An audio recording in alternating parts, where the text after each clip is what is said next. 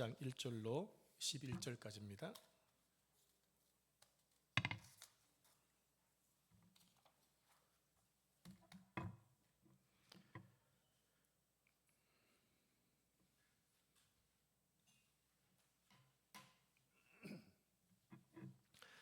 마가복음 16장 1절로 11절까지 말씀 한 절씩 교독하죠. 안식일이 지남에 막달라 마리아와 야고보의 어머니 마리아와 또 살로메가 가서 예수께 바르기 위하여 향품을 사다 두었더니 안식 후 첫날 매우 일찍이 해 돋을 때에 그 무덤으로 가며 서로 말하되 누가 우리를 위하여 무덤 문에서 돌을 굴려 주리요 하더니 눈을 들어본즉 벌써 돌이 굴려져 있는데 그 돌이 심히 크더라. 무덤에 들어가서 흰옷을 입은 한 청년이 우편에 앉은 것을 보고 놀라매 청년이 이르되 놀라지 말라. 너희가 십자가에 못 박히신 나사렛 예수를 찾는구나. 그가 살아나셨고 여기 계시지 아니하니라. 보라, 그를 두었던 곳이니라. 가서 그의 제자들과 베드로에게 이르기를 예수께서 너희보다 먼저 갈릴리로 가시나니 전에 너희에게 말씀하신 대로 너희가 거기서 배우리라 하라 하는지라. 여자들이 몹시 놀라 떨며 나와 무덤에서 도망하고 무서워하여 아무에게 아무 말도 하지 못하더라. 예수께서 안식 후 첫날 이른 아침에 살아나신 후에 전에 7 귀신을 쫓아내어 주신 막달라 마리아에게 먼저 보이시니 마리아가 가서 예수와 함께하던 사람들이 슬퍼하며 울고 있는 중에 이 일을 알림해 같이 읽겠습니다. 그들이 예수께서 살아나신다는 것과 마리아에게 보이셨다는 것을 듣고도 믿지 아니하니라. 아멘. 이 말씀은 살아계신 하나님의 말씀입니다.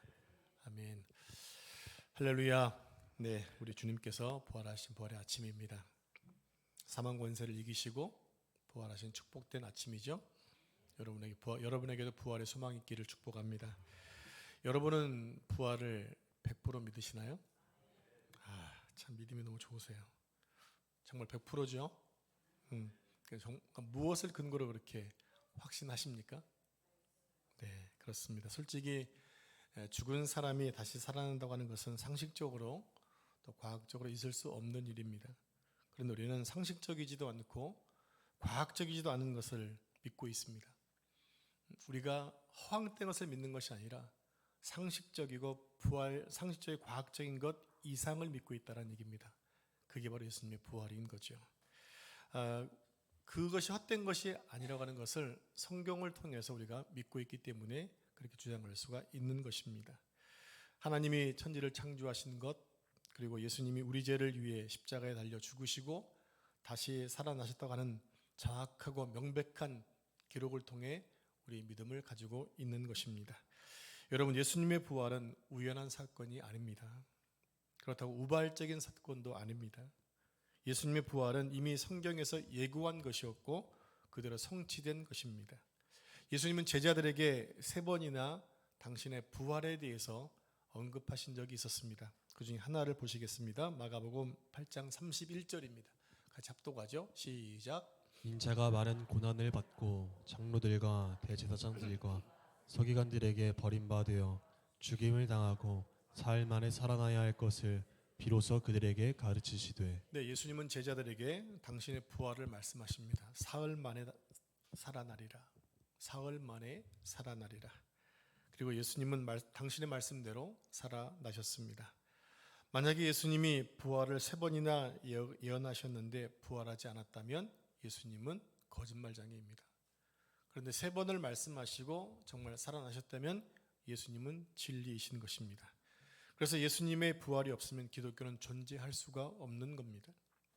예수님이 부활하지 않으셨다면 이 지구상에 예수님 믿는 사람은 한 명도 없을 겁니다. 그리고 예수님이 부활하지 않으셨다면 오늘날처럼 기독교가 이 세상을 바꾸지도 못했을 것입니다. 전 세계에 예수님의 복음이 들어가는 곳마다 놀라운 생명의 역사가 일어나고 있는 이유는 예수님께서 부활하셨기 때문입니다. 즉 생명의 종교라고 하는 것입니다. 사랑하는 여러분, 우리가 바라는 구원이 뭡니까? 구원은 죽음에서 살아나는 겁니다.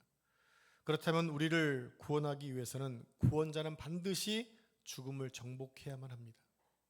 그분이 바로 예수 그리스도이십니다. 성경에 보면 예수님이 죽은 자 가운데서 부활하여 능력으로 하나님의 아들 되었음을 선포하고 있습니다. 로마서 1장 4절 말씀을 같이 합독합니다. 시작.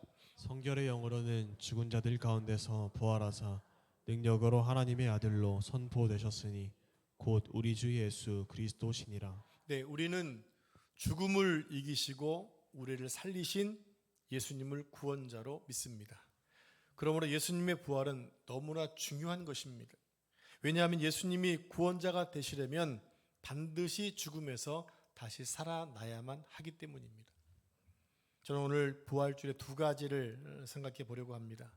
그래서 우리 모두가 부활 신앙을 기초한 신앙생활을 하겠다고 또 결정하시고 또 결단하시고 그렇게 사는 여러분 남은 생애가 되기를 축복합니다. 첫 번째로 우리는 예수님의 부활을 철저하고 확실하게 믿어야 됩니다. 철저하고 확실하게 믿어야 돼요. 여러분 99%만 믿어서도 안 됩니다. 100%를 믿어야 됩니다. 여러분 99점 훌륭한 점수죠. A뿔이니까. 그러나 99점 A뿔 갖고는 안 됩니다. 100점이어야 됩니다. 그건 100%여야 한다는 얘기예요. 왜요? 예수님께서 부활하신 것이 맞기 때문에. 자, 오늘 부활주일에 정성을 다해 예배하는 여러분 중에 예수님의 부활을 믿지 않는 분이 한 분도 안 계실 줄 믿습니다. 그런데 간혹 예수님의 부활을 머리로만 믿는 분들이 계세요. 머리로는 믿겠다는 얘기입니다. 그러니까 교리로 예수님의 부활을 믿는다고 하는데 그 고백이 자신의 삶과 생각과 인격을 좌우할 만큼 확실하게 믿지 못하는 경우가 있더라는 거예요. 그렇기 때문에 부활 신앙으로 살지 못하게 되는 거지요. 만약 오늘 이 자리에 그런 분이 계시다면 이 시간에 마음에 남아있는 의심을 모두 씻어버리고 확실한 부활 신앙으로 자리매김하는 시간이 되기를 축복합니다. 여러분 우리가 예수님의 부활을 철저하고 확실하게 믿기 위해서는 하나님 말씀을 주목해야 됩니다. 왜냐하면 성경에는 예수님의 부활을 목격하고 증언하는 사람들이 많이 있고 또 그들이 기록했기 때문에 그렇습니다. 오늘 본문을 보면 부활의 증거가 아주 확실합니다. 자, 본문에 보면 예수님이 죽으시고 장사된 지 사흘째 되는 매우 이른 아침에 무덤 앞에서 있었던 일을 기록하고 있습니다. 그런데 재미있는 게 있습니다. 본문에 등장하는 사람들 중에 예수님의 부활을 기대한 사람이 아무도 없었다는 거예요. 우리가 오늘 본문 11절까지 읽었잖아요. 그 중에 믿는 사람이 있었나요? 한 사람도 없었습니다. 지금 그들이 예수님을 위해 가지고 온 것이 무엇입니까? 축 부활 현수막이 아니었어요. 무엇이었어요? 예수님의 시신의 발을 향품이었습니다. 무엇에 바를 거요? 죽은 시신에 바르는 것이었습니다. 부패를 좀 더디게 하는 향신료를 가지고 나왔습니다. 그것도 1절에 보면 그것을 이날을 위해 준비했다고 말하고 있습니다. 이날 가지고 오려고. 여러분 예수님의 부활을 믿는다면 향품은 아무런 소용이 없는 겁니다. 그런데 예수님의 부활을 믿지 못하니까 시신의 발을 향품을 가지고 온 것입니다.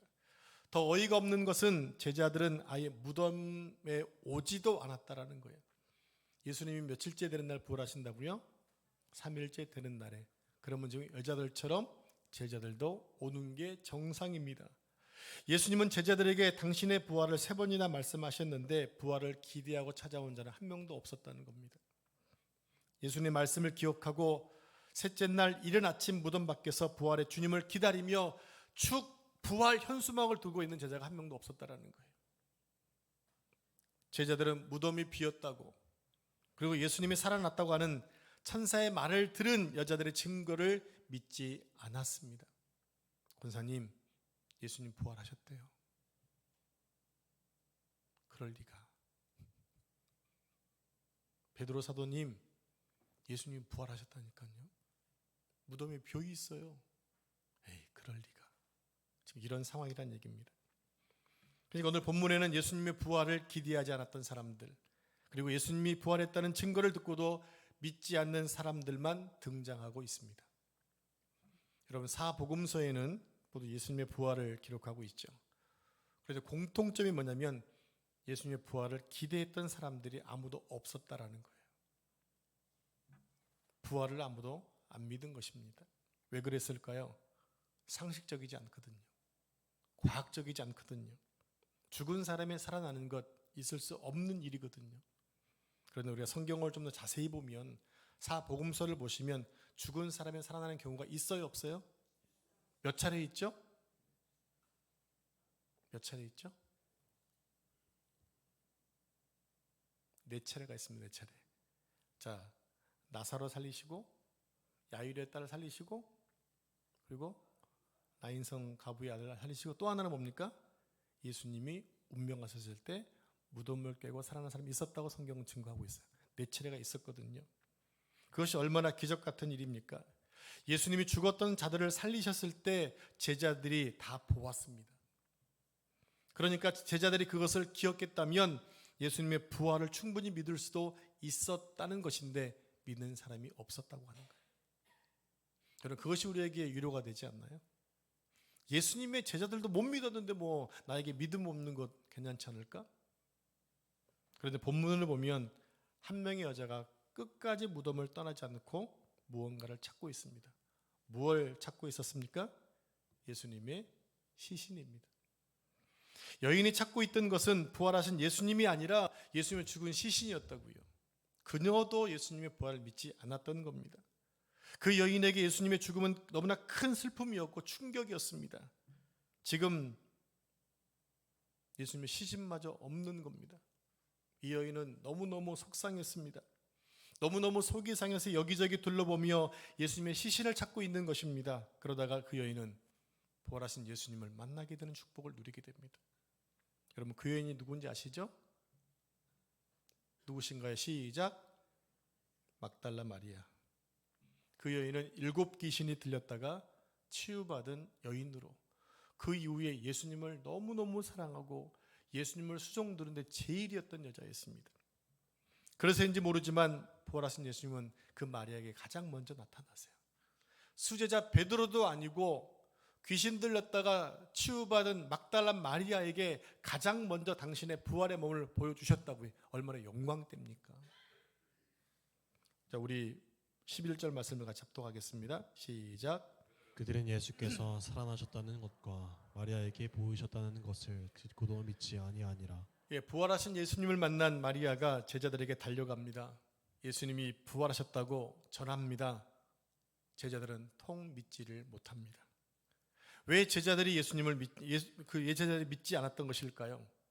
2가지 이유입니다. 첫 번째는 뭐냐면 그 당시에는 여자들이 진실을 얘기하고 참말을 얘기해도 믿지 않았던 시대예요.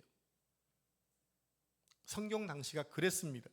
여자들의 말을 인정하지 않았던 세대이기 때문에 시대적으로 그런 분위기였기 때문에 안 믿었어요. 2번째로 예수님의 부활을 믿지 못한 제자들의 불신 때문이었습니다. 그들은 여러 차례 예수님의 부활을 목격한 사람들이 증거했음에도 그들은 믿지 않았어요. 예를 들어 엠마오로 가는 2 제자 예수님을 만났죠. 그들이 가서 모여있는 제자들에게 우리가 예수님 만났습니다 하더라도 믿지 않고 있었어요. 그렇다면 여러분, 예수님의 부활을 다른 사람은 못 믿어도 제자들만큼은 믿어야 되는 거 아닐까요? 왜요? 제자들만큼은. 그런데 어이없는 것은 예수님이 생전에 부활하실 것이라는 말씀을 3번이나 하셨는데도 제자들이 가장 믿음이 없었다는 겁니다. 그래서 나중에는 예수님께 책망을 받게 되죠. 자, 그 장면을 한번 찾아보겠습니다. 마가복음 16장 14절 말씀을 같이 합독하죠. 시작.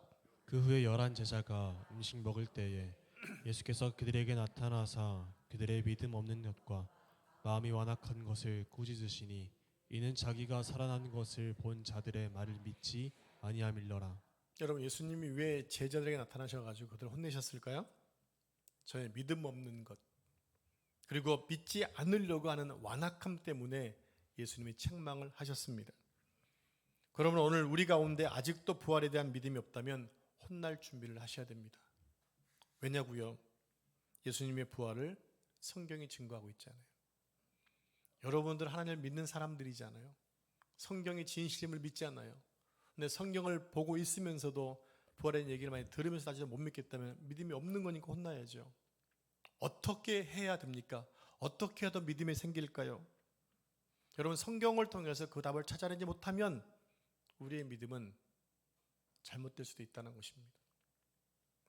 여러분, 성경을 믿지 못하는데 어떻게 하나님을 믿을 수 있고 예수님을 믿고 천국에 갈 수 있는 것일까요?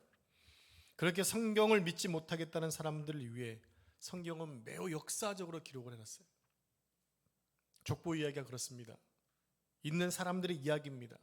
당시 세계사의 왕들의 통치와 시간과 사건들의 중요한 것들을 성경은 기록해 놓고 있어요.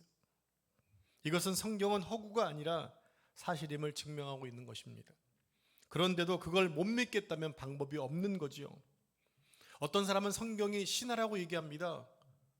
보통 사람이 얘기한 것이 아니라 아주 철학자이고 아주 유명한 사람이 한 얘기입니다. 학식이 높은 사람이 얘기합니다. 성경은 신화다. 정말 무식한 발언입니다.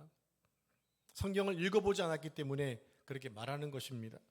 성령의 조명을 받으면 성경이 믿어지잖아요. 그렇죠? 여러분, 성경이 여러분 믿어지시죠? 이게 여러분 능력이 아니라 성령의 조명 때문에 가능한 거예요. 근데 그 학자는 성령의 조명을 못 받으니까 성경은 신화다 이렇게 얘기하고 있는 것입니다. 성경은 신화가 아니라 정확한 역사적 사실을 기록하고 있습니다. 그러므로 성경을 믿는다고 하면서도 부활을 믿지 못한다면 그것은 올바른 믿음이 아닌 겁니다. 예수님의 부활을 직접 목격하고 기록한 사람들의 기록을 꼼꼼히 보셔야 합니다. 성경을 열심히 읽고 연구해서 굳건한 믿음을 가져야 됩니다. 왜냐하면 기독교는 생명의 종교이기 때문에 그래요. 다른 것은 죽은 사람이 이야기를 하고 있지만 우리는 살아나신 분의 말씀을 하고 있잖아요. 그리고 그것을 기록하고 있는 것이 무엇이에요? 성경입니다. 우리는 살아있는 성경책을 가지고 있는 사람들이에요. 그래서 우리는 살아있는 사람이 되어야 되는 거예요. 여러분, 오늘 본문 6절에 보면 예수님의 무덤이 비어있다고 말씀합니다. 자, 무덤이 비어있다는 것은 무엇을 말합니까? 부활에는 방법이 없다라는 얘기예요. 부활에는 무덤이 비어있을 수 없다라는 얘기죠. 부활을 부정하는 사람들의 말처럼 시체를 훔쳐갔다? 말도 안 되는 이야기입니다. 왜냐하면 예수님의 시신을 안치된 무덤에 누가 지키고 있었어요? 군사들이 지키고 있었다고요. 더군다나 예수님이 잡히시자마자 겁을 집어먹고 숨어버린 제자들, 군사들 몰래 와서 시신을 훔쳐간다? 생각도 못할 이야기입니다. 그러니까 무덤이 비어있다는 것은 예수님이 부활하신 가장 확실한 방법이라는 거예요. 그거보다 더 정확한 게 뭘까요? 더 확실한 거. 예수님을 만난 겁니다. 지금 시대처럼 이렇게 스마트폰으로 실시간으로 촬영하면 딱 좋을 텐데 그때는 그런 시간이 아니었잖아요. 그때는 사람들의 본 것으로 전해져서 확실하게 된 것이고, 예수님이 또 한 번만 보이신 것이 아니라 10번에 걸쳐서 500명 이상에게 당신의 살아계심을 증거해 주셨어요. 여러분, 부활하신 예수님을 딱 한 사람만 만났다면 조금 의심스러울 수도 있잖아요. 그죠? 그런데 예수님은 10번 이상 500명 이상에게 나타내 보이셨다고요. 그렇게 많은 사람들이 부활하신 예수님을 보았는데 그것이 어떻게 거짓이라고 말할 수 있겠습니까? 그래서 결국에 예수님을 십자가에 못 박아 죽인 자들이 침묵할 수밖에 없도록 했습니다. 그들은 예수님의 부활 현장을 목격한 군인들에게 뇌물을 먹여서 거짓 정보를 흘리도록 얘기할 정도였습니다.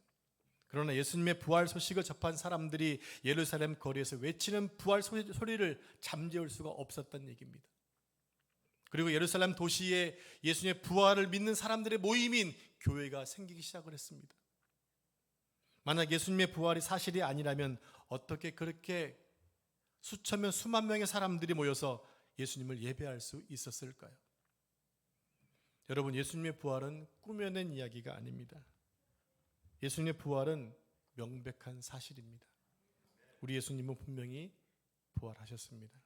그러므로 여러분, 예수님의 부활을 적당히 믿지 마시고 머리로만 믿지 마시고 진심을 다해서 전 인격적으로 생명다해 믿으시기를 축복합니다. 예수님의 부활은 곧 누구의 부활입니까? 나의 부활이기 때문입니다. 두 번째로 우리는 예수님의 부활을 담대하게 전파해야 합니다. 우리 함께 마가복음 16장 15절 말씀을 같이 합독하겠습니다. 시작. 또 이르시되 너희는 온 천하에 다니며 만민에게 복음을 전파하라. 예수님께서 제자들에게 복음을 전파하라고 명령하셨습니다. 여러분, 복음이 무엇입니까? 복음은 예수 그리스도가 우리의 죄 때문에 죽으시고 다시 살아나신 것이 복음의 핵심입니다. 그래서 부활하신 예수님은 이 복음을 온 천하에 전파하라고 명령하셨습니다. 그래서 온 세상 사람들이 하나님의 나라를 살게 하라고 명령하시는 거예요. 너희만 하나님의 나라를 누리지 말고 온 열방의 사람들이 하나님의 나라를 누리도록 해라 라고 명령하시는 거예요. 그 핵심이 무엇입니까? 예수님의 죽으심과 부활하심이에요. 그래서 예수님의 부활을 목격하고 전해드린 사람들은 어디를 가든지 예수님의 부활을 목숨 걸고 전합니다. 그리고 그 복음의 외침이 멀고 먼 우리나라에까지 전해져 오늘 우리가 그 부활의 영광을 누리고 있는 것입니다. 그러므로 이제 우리 또한 그 복음, 예수님이 우리를 위해 죽으시고 다시 부활하신 사실을 담대히 전파해야 합니다.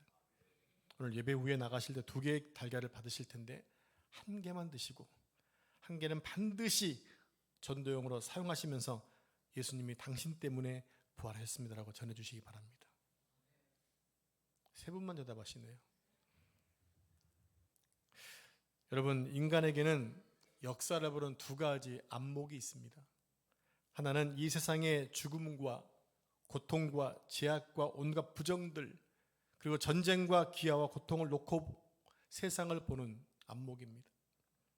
이런 것을 중심에 놓고 세상을 보면 이 세상에는 아무런 소망이 없습니다. 여러분, 지금 우리 주변을 보십시오. 우리 주변에서 일어나고 있는 모든 고통과 거짓과 음란과 인간의 끊임없는 욕심과 행포와 범죄들을 놓고 이 세상을 볼 때 희망이 있습니까? 앞으로의 세상이 더 좋아질 거라는 희망이 있나요? 요즘 청년들 3포, 5포, 7포라고 그러잖아요.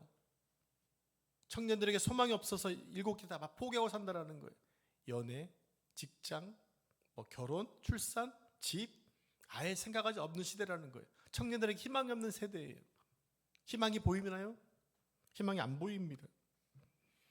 아니, 앞으로 좀 좋아진다는 그런 희망이 보이나요? 기대하기 어렵습니다. 우리가 이것을 매일매일 접하며 살고 있다는 겁니다.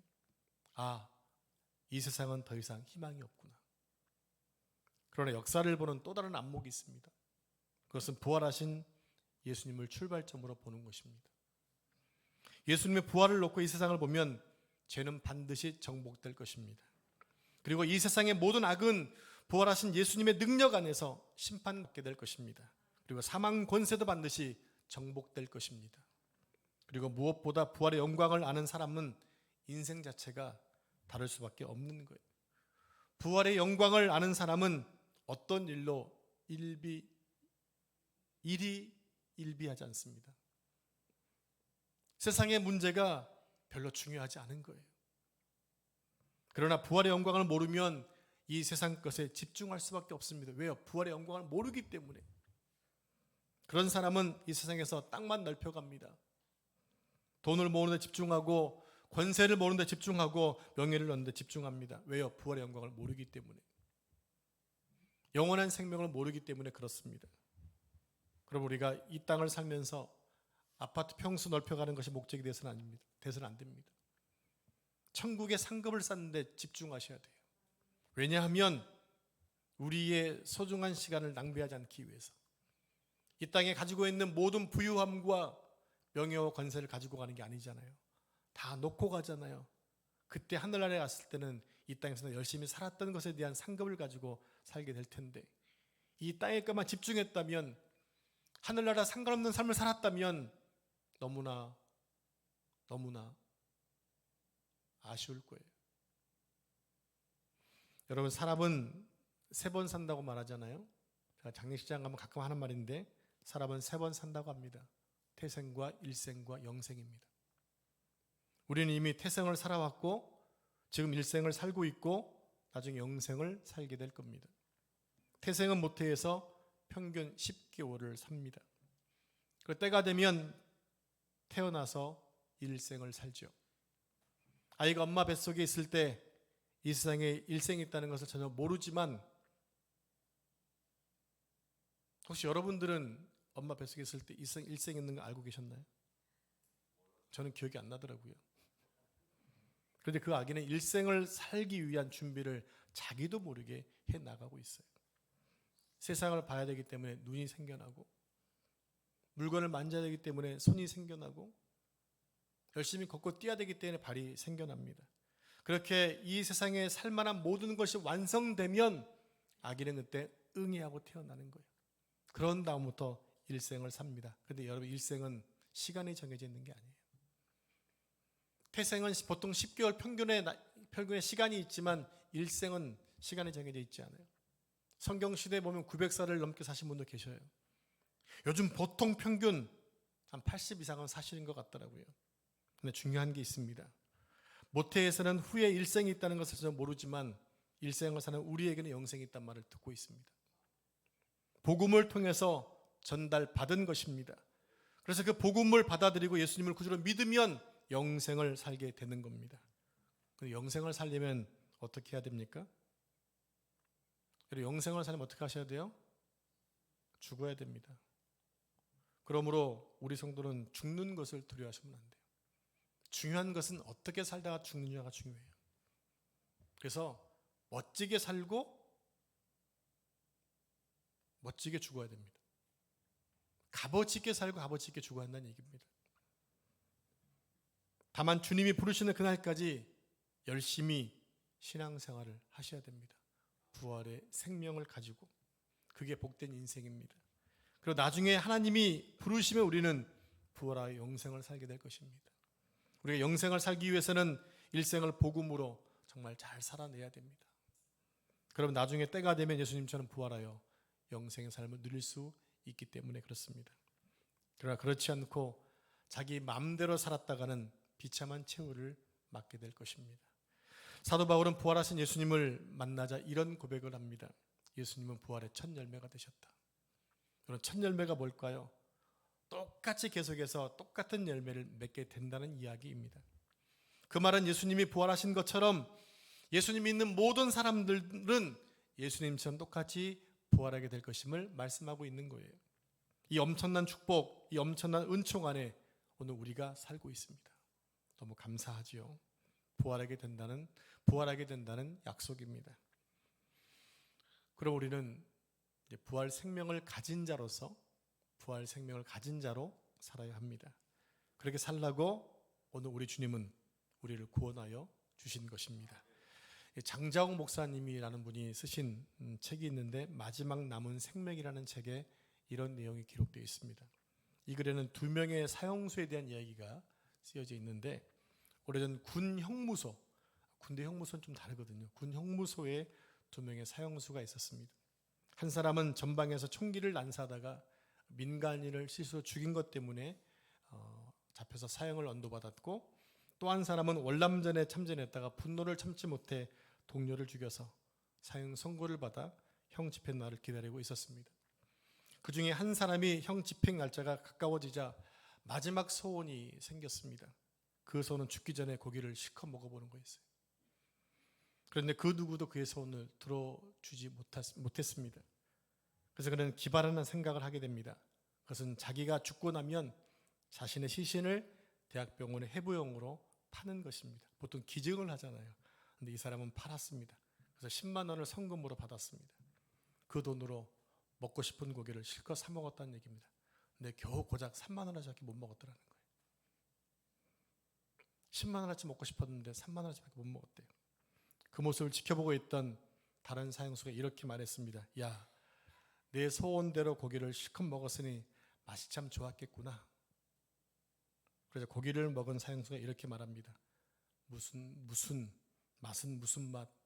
내 몸뚱아리 팔아서 먹는 건데 그게 맛있겠냐? 이렇게 얘기했다라는 거예요. 그리고 눈물을 흘리며 고개를 떨구었고 그 형장이 이슬로 사라지게 되었다는 얘기입니다. 여러분, 이처럼 부활 생명이 없고 영생을 모르면 사실 입맛도 없는 겁니다. 삶이 이 생뿐이라면 우리가 산다는 것은 사형수가 먹고 싶은 것 마음껏 먹고 입고 싶은 것 입다가 살 수밖에 없겠지만 영생 없이 하는 그 모든 것들은 다 결국에 아무것도 아니다라는 거예요. 그런데 다행히 부활 신앙을 가진 다른 사형수는 자기 동료가 이렇게 하는 것을 보면서 아이고 죽는 마당에 그거 많이 먹으면 뭐 하겠냐라고 하면서 자기 주머니를 다 뒤져보니까 15,000원이 나오더래요. 어느 날 교회 성가대회가 와서 복도에 서가지고 수감자들 위로하기 위해 찬송을 부르는 것을 듣고 은혜를 받았습니다.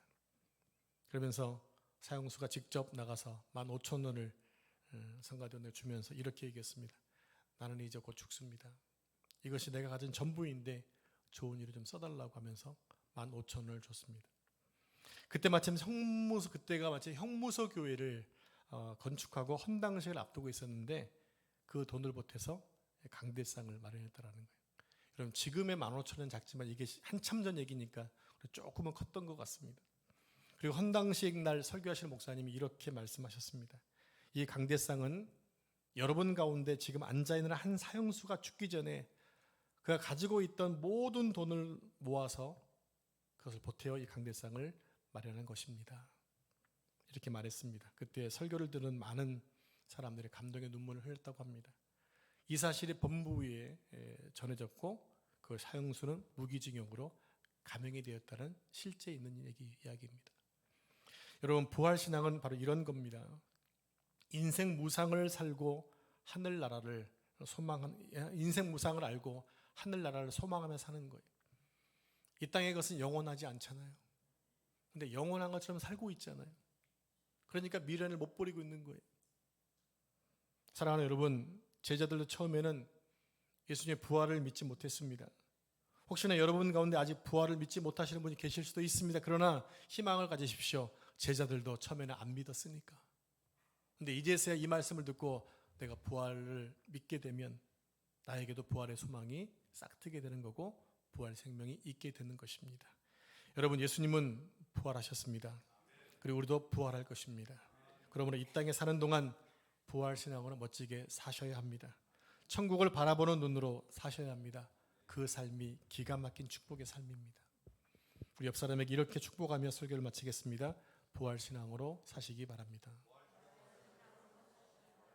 한 번 더 하겠습니다. 부활신앙으로 사시기 바랍니다. 기도하겠습니다. 사망 권세를 이기시고 부활하신 주님을 찬양합니다. 주님이 우리의 부활의 첫 열매가 되신 것 감사하며 찬양합니다. 주님 때문에 우리도 부활하게 됨을 믿습니다. 주님 때문에 이 세상의 죽음이 정복됨을 믿습니다. 하나님 아버지, 우리 가운데 단 한 분도 예수님의 부활을 의심하지 않게 하시고 부활 신앙으로 우리의 삶 전부를 살아가도록 축복해 주시옵소서. 누구를 만나든지 어디를 가든지 예수님의 부활과 예수님이 우리의 구원자이심을 증거하게 하시고 어떤 상황에서도 부활의 주님과 동행하는 기쁨을 누리게 해 주옵소서. 이 모든 말씀 부활의 첫 열매가 되시는 예수님의 이름으로 간절히 기도합니다. 아멘.